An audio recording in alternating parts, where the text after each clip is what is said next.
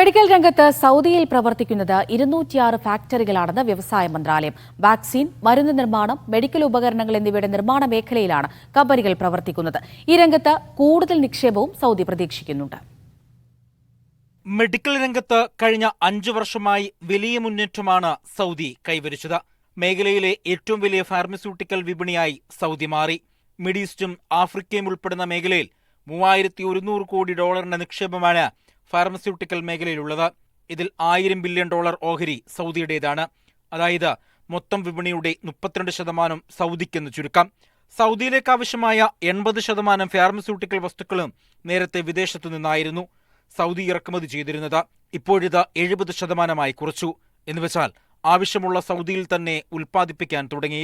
2018 മുതൽ 200% വളർച്ചയാണ് ഈ രംഗത്തുള്ളത്. 150 മെഡിക്കൽ ഉപകരണ ഫാക്ടറികൾ നിലവിൽ രാജ്യത്തുണ്ട്.